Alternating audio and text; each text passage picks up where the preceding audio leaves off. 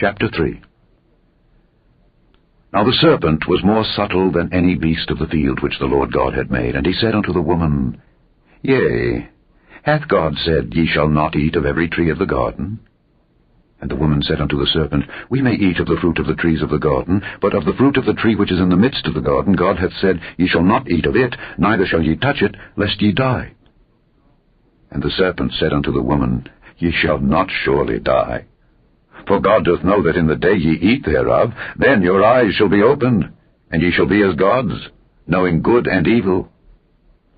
And when the woman saw that the tree was good for food, and that it was pleasant to the eyes, and a tree to be desired to make one wise, she took of the fruit thereof, and did eat, and gave also unto her husband with her, and he did eat. And the eyes of them both were opened, and they knew that they were naked.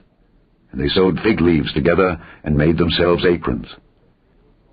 And they heard the voice of the Lord God walking in the garden in the cool of the day. And Adam and his wife hid themselves from the presence of the Lord God amongst the trees of the garden. And the Lord God called unto Adam, and said unto him, Where art thou? And he said, I heard thy voice in the garden, and I was afraid, because I was naked, and I hid myself. And he said, Who told thee that thou wast naked? Hast thou eaten of the tree whereof I commanded thee that thou shouldest not eat? And the man said, The woman whom thou gavest to be with me, she gave me of the tree, and I did eat. And the Lord God said unto the woman, What is this that thou hast done? And the woman said, The serpent beguiled me, and I did eat. And the Lord God said unto the serpent, Because thou hast done this, thou art cursed above all cattle and above every beast of the field. Upon thy belly shalt thou go, and dust shalt thou eat all the days of thy life. And I will put enmity between thee and the woman, and between thy seed and her seed. It shall bruise thy head, and thou shalt bruise his heel. Unto the woman he said, I will greatly multiply thy sorrow and thy conception. In sorrow thou shalt bring forth children, and thy desire shall be to thy husband, and he shall rule over thee. And unto Adam he said, Because thou hast hearkened unto the voice of thy wife, and hast eaten of the tree of which I commanded thee, saying, Thou shalt not eat of it, cursed is the ground for thy sake. In sorrow shalt thou eat of it all the days of thy life. Thorns also and thistles shall it bring forth to thee, and thou shalt eat the herb of the field. In the sweat of thy face shalt thou eat bread, till thou return unto the ground. For out of it wast thou taken.